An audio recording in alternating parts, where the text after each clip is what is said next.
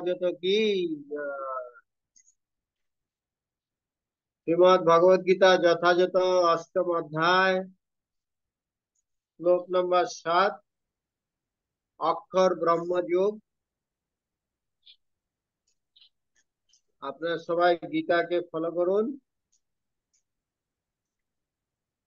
7 নম্বর শ্লোক, 7 নম্বর শ্লোক, অষ্টম অধ্যায় 7 নম্বর। তস্মাৎ সর্বেষু কালেষু মামনুস্মর যুদ্ধ চ ময়ির্পিতমনো বুদ্ধি মামেবস্য সংশয়ঃ। তস্মাৎ সর্বেষু কালেষু মামনুস্মর যুদ্ধ চ ময়ির্পিতমনো বুদ্ধি মামেবস্য সংশয়ঃ। তস্মাৎ সর্বেষু কালেষু মামনুস্মর যুদ্ধ চ ময়ির্পিতমনো বুদ্ধি মামেবস্য সংশয়ঃ। তস্মাৎ অতএব সর্বেষু সব কালেষু সময়ে মাম আমাকে অনুস্মর স্মরণ করো, যুদ্ধ করো, চ ও মই আমাকে অর্পিত সমর্পিত মন বুদ্ধি বুদ্ধি মম আমাকে এবং অবশ্যই এশ্বসী পাবে অসংশয় নিঃসন্দেহে। এখানে একটা শব্দ হচ্ছে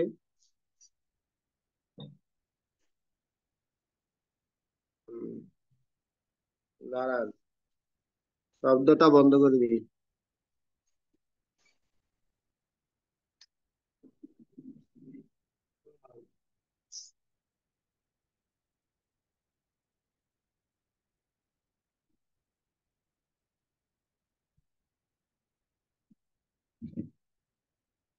আমাদের পার্কে ঘাস কাটছে তো এই জন্য খুব শব্দ হচ্ছে। তাহলে ছিল প্রভুপাদ কৃত অনুবাদ। অতএব হে অর্জুন, সর্বদা আমাকে স্মরণ করে তোমার স্বাভাবিক বিহিত যুদ্ধ করো। এভাবে আমাকে তোমার মন বুদ্ধি অর্পণ করে নিঃসন্দেহে তুমি আমাকেই লাভ করবে। তস্মাৎ সর্বেষু কালেষু মামনুস্মর যুদ্ধস্য ময়ীভূত মনোবুদ্ধি মামেবস্যসি সংশয়। কেন এই শ্লোকটি ভগবান বললেন? পূর্ববর্তী দুইটা শ্লোকে এখানে তস্মাৎ কথার অর্থ হচ্ছে অতএব। অতএব কেন? যে পূর্ববর্তী শ্লোকে ভগবান বলছেন, দুইটা শ্লোকে অন্তকালে যে মামেব শরণ মুক্তা কলেবরম আর জং জং বাপি স্মরণ ভাজন ভাবন তেজন্তে কলেবরম। এই দুইটা শ্লোকের বিষয়বস্তু ছিল অন্তিম কালে যিনি ভগবানকে স্মরণ করে দেহাত্যাগ করবেন তিনি আমার ধাম প্রাপ্ত হবেন। আর 6 নম্বর শ্লোকে ছিল যিনি যেই ভাব নিয়ে দেহাত্যাগ করবেন সেই ভাবিত বস্তুকেই লাভ করবেন। সেখানে এই দুইটা শ্লোকের বিষয়বস্তু, মূল বিষয়বস্তু 7 নম্বর শ্লোকে ভগবান বলছেন যে ভগবানকে স্মরণ করলে ভগবান ধাম প্রাপ্ত হবে, আর যা কিছু স্মরণ করবে সেই কিছু প্রাপ্ত হবে। 5 নম্বর শ্লোকের লাস্টে ভগবান বলছেন যে ব্যক্তি হরে কৃষ্ণ কীর্তন করবেন তার অনেক বাধা বিঘ্ন আসতে পারে, কিন্তু সমস্ত বাধা বিঘ্নকে সহ্য করে তাকে অনবরত হরে কৃষ্ণ কৃষ্ণ কৃষ্ণ হরে হরে হরে রাম রাম রাম হরে হরে কীর্তন করে যেতে হবে, যাতে জীবনের অন্তিম কালে তিনি কৃষ্ণ ভাবনামৃতের পূর্ণ সুফল লাভ করতে পারেন। আবার 6 নম্বর শ্লোকের লাস্টে তিনি বলছেন, প্রভুপাদ তাই হরে কৃষ্ণ মহামন্ত্র কীর্তন, এই মহামন্ত্র কীর্তন করাই জীবনের অন্তিম কালে সফলভাবে প্রকৃতি পরিবর্তনের শ্রেষ্ঠ উপায়। এখানে আমাদের উপায় দিয়েছে, আমাদের কর্তব্য কর্ম, তসমাৎ সর্বেষু কালেষু এই শ্লোকে শ্রীল প্রভুপাদ তাৎপর্য বলছেন। এই শ্লোকের তাৎপর্য 7 নম্বর শ্লোকের তাৎপর্য লক্ষ্য করুন। অর্জুনকে প্রদত্ত এই উপদেশ জড়জাগতিক কার্যকলাপে নিয়োজিত প্রতিটি মানুষের পক্ষে অত্যন্ত গুরুত্বপূর্ণ। অর্জুনকে যে ভগবান সেই উপদেশ দান করছেন, সেটি আমাদের প্রত্যেকটি মানুষের জন্য গুরুত্বপূর্ণ। ভগবান বলছেন না যে মানুষকে তার কর্তব্য কর্ম পরিত্যাগ করতে হবে। মানুষ তার নিজের কর্তব্য কর্ম করে যেতে পারে এবং সেই সঙ্গে হরে কৃষ্ণ মহামন্ত্র কীর্তন করার মাধ্যমে ভগবান শ্রীকৃষ্ণকে স্মরণ করতে পারে। তার ফলে সে জড়জাগতিক কলুষতা থেকে মুক্ত হয়ে শ্রীকৃষ্ণের পাদপদ্মে তার মন বুদ্ধিকে নিয়োজিত করতে পারে। ভগবান শ্রীকৃষ্ণের নাম কীর্তন করার ফলে সে নিঃসন্দেহে পরম ধাম কৃষ্ণ লোকে উত্তীর্ণ হবে। এইটুকুই শ্রীল প্রভুপাদের প্রাঞ্জল তাৎপর্য। এখানে তার বিষয়বস্তু হলো যে তস্মাৎ সর্বেষু কালেষু মাম অনুস্মর যুদ্ধস্য। অর্জুন এখানে যুদ্ধ করতে চাইছিলেন না, কিন্তু ভগবান তাকে দ্বিতীয় অধ্যায়ের যে জ্ঞান প্রদান করেন, তার দ্বিতীয় অধ্যায়ের জ্ঞান প্রদান করার মাধ্যমে তাকে বোঝাতে চেয়েছেন যে তোমার কর্তব্য কর্ম করতে হবে। কেন? তোমার স্বভাব বিহিত কর্ম করতে হবে। তোমার স্বভাব কি? অর্জুন ছিলেন ক্ষত্রিয়। ক্ষত্রিয়ের ধর্ম হচ্ছে যুদ্ধ করা। তো তোমার স্বভাব বিহিত যে যুদ্ধ, সে যুদ্ধ তোমাকে করতেই হবে। কেন তোমাকে যুদ্ধ করতে হবে? এই এই যুদ্ধ হচ্ছে ধর্মক্ষেত্রে, কুরুক্ষেত্রে, এটা ধর্মযুদ্ধ। এবং তোমাদের এই যুদ্ধের যে ফল তোমাদের পাওনা আছে, সেটা তোমরা প্রাপ্য বস্তু লাভ করো এবং তুমি যুদ্ধ করো। আর তুমি যদি যুদ্ধ না করো, সেখানে তোমার ধর্মের অবমাননা হবে, তোমার ক্ষত্রিয় ধর্মের অবমাননা হবে। তবে তোমাকে যুদ্ধ করতে হবে। আর এটা তোমার কর্তব্য কর্ম। কর্ম না করে কেউ থাকতে পারে না, তাকে কর্ম করতেই হবে। কিন্তু কর্ম করতে হবে আমাকে। ভগবান বলছেন মাম অনুস্মর যুদ্ধস্য। আমাকে অনুসরণ করে কর্তব্য কর্ম করতে হবে। আমার নির্দেশিত কার্যই তোমাকে করতে হবে। কেন?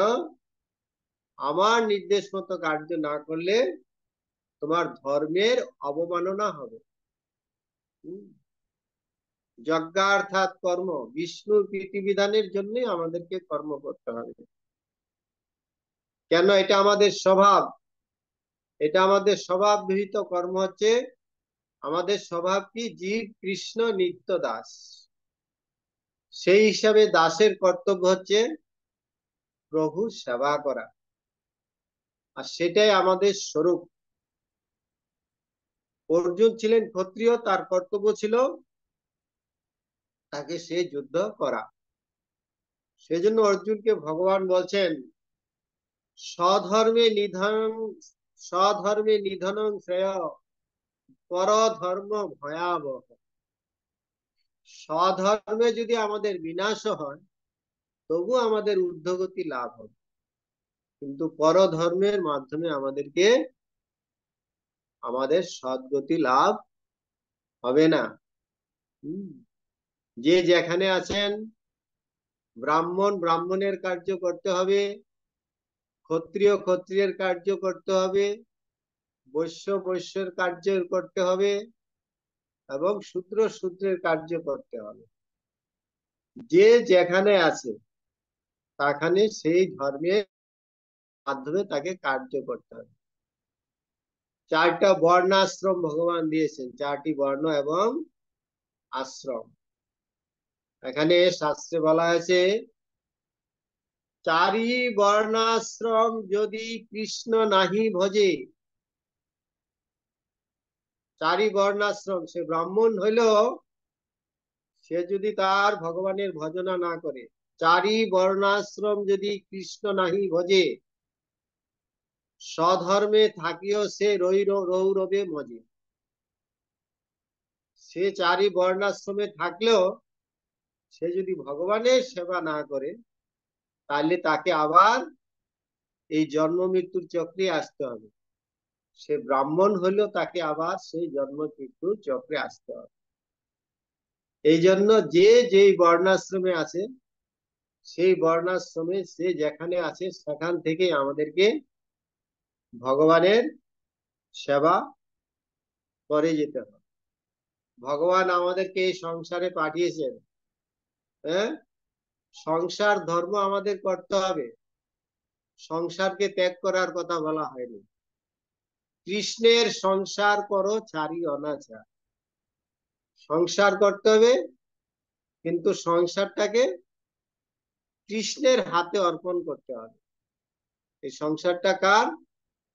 কৃষ্ণের। এই জগৎ কার? এই জগৎ ভগবান আমাদেরকে দিয়েছেন। হম অনন্ত কোটি ব্রহ্মাণ্ডের মালিক। এই ব্রহ্মাণ্ডের সংসার, এটা হচ্ছে ভব সংসার।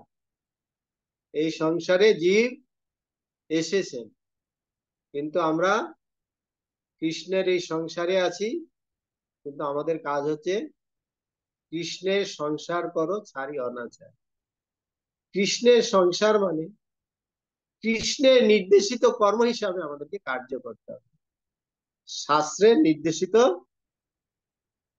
কার্য হিসাবে আমাদেরকে কর্ম করে যেতে হবে। এই জন্য ভগবান ভগবত গীতার 10 নম্বর শ্লোকে বলছেন, তেষাম সতত যুক্তানাম ভজতাম প্রীতিপূর্বকম দদামি বুদ্ধি যোগম তম যেন মাম উপজানতি। এই শ্লোকে বলছেন, আমাকে অনুস্মরণ করে তুমি যুদ্ধ করো, তাহলে আমার ধাম প্রাপ্ত হবে। অধ্যায় শ্লোকে বলছেন যে ভগবান আমরা তার ধাম প্রাপ্ত হব। এই জন্য আমাদেরকে ভগবানের সেবা করতে হবে, ভগবানকে স্মরণ করতে হবে। ভগবানকে স্মরণ করার সুযোগ কি? সর্বদা আমাদেরকে কৃষ্ণ কথা শ্রবণ করতে হবে, কৃষ্ণ কথা, কৃষ্ণের নাম, কৃষ্ণের গুণ, কৃষ্ণের কীর্তন, এগুলি আমাদের করতে হবে। সর্বদা আমাদেরকে কলিযুগের যুগ ধর্ম নাম সংকীর্তন সবসময় আমাদেরকে স্মরণ রাখতে হবে। ভজ হরি মন শ্রীনন্দ নন্দন অভচরণার বিন্দরে দুর্লভ মানব জনম শত সঙ্গে এ ভব সাগর তর। এটা আমাদের একটা নামহট্ট বইয়ে আছে। খুব সুন্দর ভাবে ভগবান আচার্যরা আমাদেরকে বলছেন যে আমাদেরকে জীবনটা কিভাবে অতিবাহিত করতে হবে। কেন এই জীবন আমরা দুর্লভ জীবন আমরা পেয়েছি, দুর্লভ জীবন। 84 লক্ষ যোনি ভ্রমণ করার পর এই মনুষ্য জীবন অত্যন্ত দুর্লভ জীবন। দুর্লভ মনুষ্য জন্ম লোভিয়া সংসারে কৃষ্ণ না ভজিন দুঃখ কহিব কাহারে। এই জন্য আমাদেরকে আচার্যরা বলছেন, ভজ হরে মন শ্রীনন্দ নন্দন অভয় চরণার বিন্দরে। ভগবানের চরণ হচ্ছে অভয় চরণ। আমাদের কৃষ্ণ ভাবনামৃত আন্দোলনের প্রতিষ্ঠাতা আচার্যের নাম হচ্ছে অভয় চরণার বিন্দ। তো ভগবানের চরণ অভয় চরণ, আর আমাদেরকে প্রভুপাদের ও অভয় চরণে স্মরণ নিতে হবে। কেন? যে আমরা দুর্লভ মনুষ্য জন্ম আমরা লাভ করেছি জনম সৎসঙ্গে। আমাদেরকে এই জীবনটাকে সৎসঙ্গে তরহ এ ভব সিন্ধুরে, এই ভব সিন্ধু ভব সাগর সৎসঙ্গে হরিনাম করে আমাদেরকে অতিবাহিত করতে হবে। সাধু সঙ্গে হরিনাম এই মাত্র চাই, সংসার জিনিতে আর কোনো বস্তু নাই। এই সংসারকে জয় করার একটাই উপায়, সাধু সঙ্গে হরিনাম। সঙ্গের প্রয়োজন আছে, একাকী আমার নাহি পায় বল। একা হরিভজন করা খুব কঠিন। কলিযুগ, মায়ার প্রভাব, চারিদিকে মায়া আমাদেরকে ডাকছে, তুমি এসব কি করছো, হ্যাঁ আমাদের সাথে আসো। সবাই কত সুন্দরভাবে কত কিছু কাজকর্মে লিপ্ত আছে, আর তুমি কোথায় অন্যদিকে যাচ্ছ? তুমি আমাদের সাথে আসো। সবাই আপনাদেরকে ডাকছে, মায়া আমাদেরকে ডাকছে, হ্যাঁ, যে এসব ছেড়ে দিয়ে আমাদের সঙ্গ করো, খাও দাও, মোজ করো, আনন্দ করো। কিন্তু না, আমাদেরকে দুর্লভ মানব জন্ম সৎসঙ্গে অতিবাহিত করতে হবে। শীত আতপ বাত বরিশন এ দিন যামিনী জাগে, বিফলে সে বিনু কৃপণ দূরজন চপল সুফল লাগে। আমরা কি করছি এই দুর্লভ জীবন পেয়ে? বিফলে আমরা কৃপণ দূরজন। কৃপণ মানে কৃপণ আর ব্রাহ্মণ দুইটা কথা আছে, কৃপণ আর ব্রাহ্মণ। ব্রাহ্মণ মানে যিনি ভগবানের ব্রহ্মের উপাসনা করেন ব্রাহ্মণ, আর কৃপণ যিনি ভগবানের আরাধনা করেন, কৃপণ। এই আমরা এই কৃপণের সঙ্গ না করে আমরা ভক্ত সঙ্গ করব, ব্রাহ্মণ সঙ্গ করব, সৎসঙ্গ করব। কেন?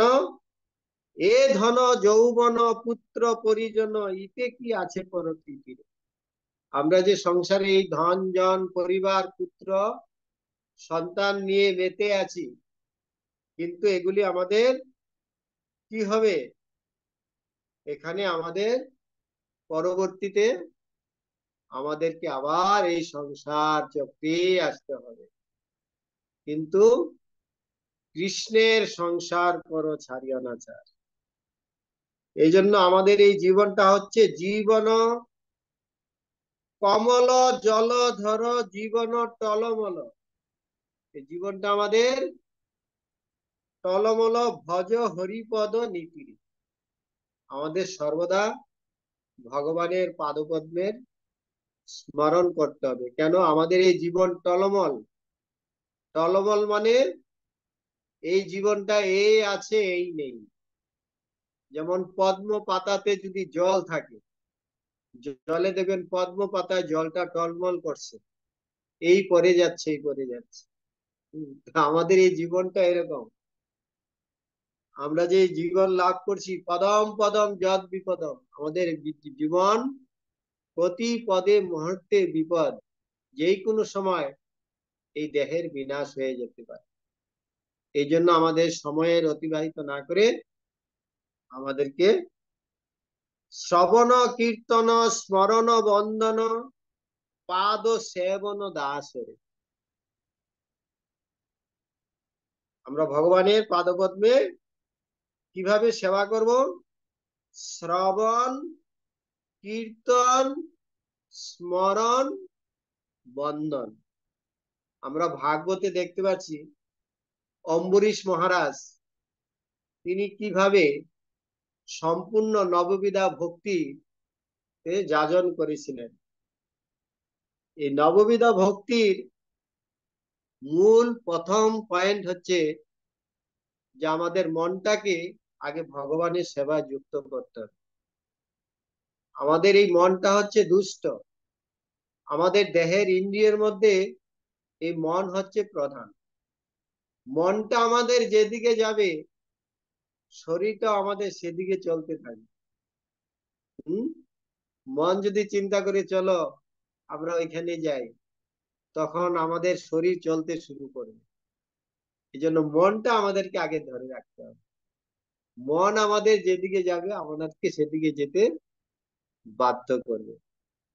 এই জন্য নববিধা ভক্তির বিশেষ বিশেষ হচ্ছে এই শ্রবণ কীর্তন করতে হবে আমাদেরকে আগে। দেহ মন কৃষ্ণ পদার বিন্দয়ে, মনটাকে আগে কৃষ্ণের চরণে আমাদেরকে দিয়ে দিতে হবে।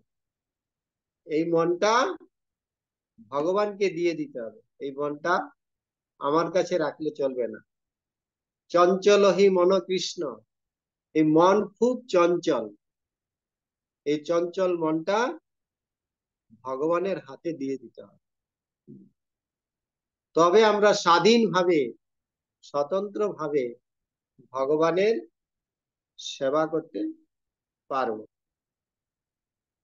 আমরা সবাই স্বাধীনতা চাই, স্বাধীন। আমরা সবাই স্বাধীন চাই। ভারতবর্ষ স্বাধীন চায়, স্বাধীন। ভারতবর্ষ একসময় পরাধীন ছিল, স্বাধীন হয়েছে। আমরা কি ভারতবর্ষ স্বাধীন হয়ে আমরা সুখী হয়ে গেছি? আমরা ভারতবর্ষ স্বাধীন হয়ে সুখী হয়নি। আমরা স্বাধীনতায় আমরা সুখী হয়নি। আমাদের প্রকৃত স্বাধীনতা হচ্ছে আমরা যখন ভগবানের আনুগত্যে থাকবো, ভগবানের সেবায় থাকবো।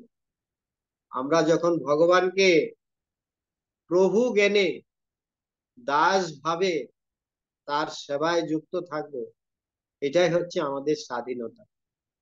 যেমন দেখুন, একটা শিশু সন্তান যখন তার পিতার কাছে থাকে, তার পিতার সম্মুখে থাকে, তার পিতার হাতের কাছে থাকে, তখন সে নিজেকে সবসময় স্বাধীন মনে করে। তার কোনো টেনশন থাকে না। একটা শিশুর কোনো টেনশন আছে? টেনশন নেই।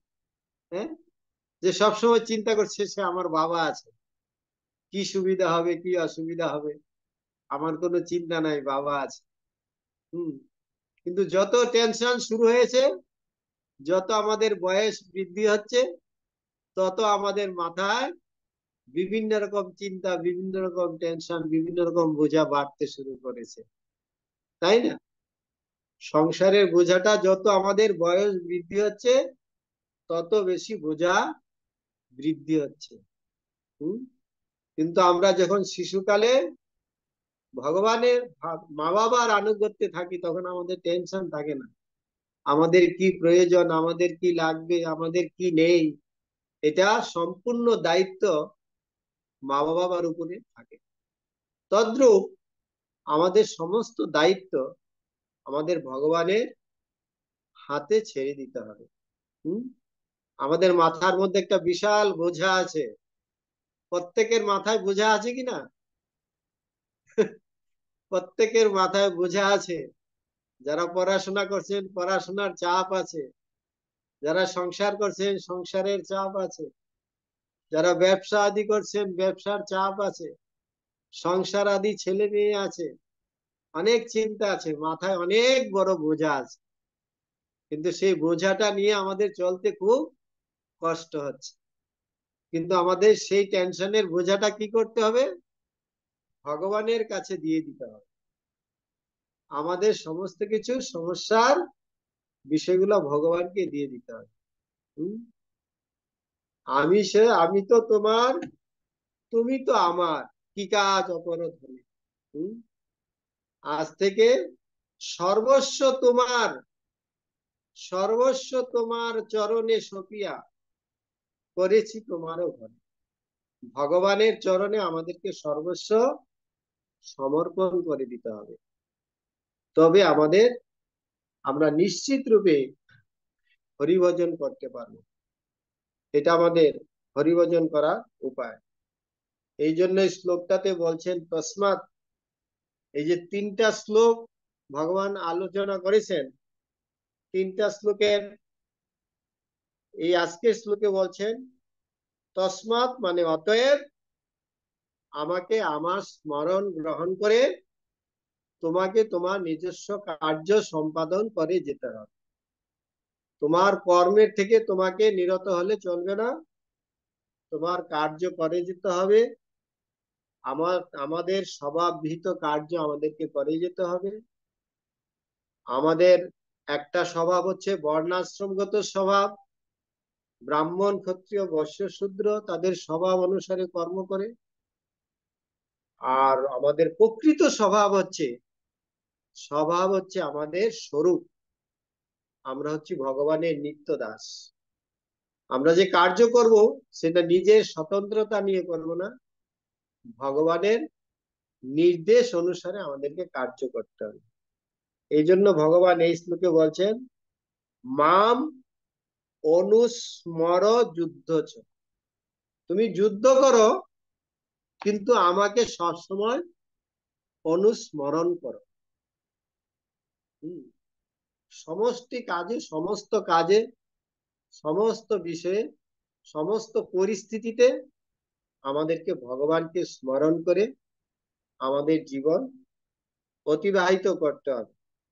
তাহলে আমাদের কার্য সিদ্ধ হবে, আমাদের মন ভগবানের চরণে সমর্পিত হবে এবং অন্তিমে আমরা ভগবত ধাম প্রাপ্ত হতে পারব।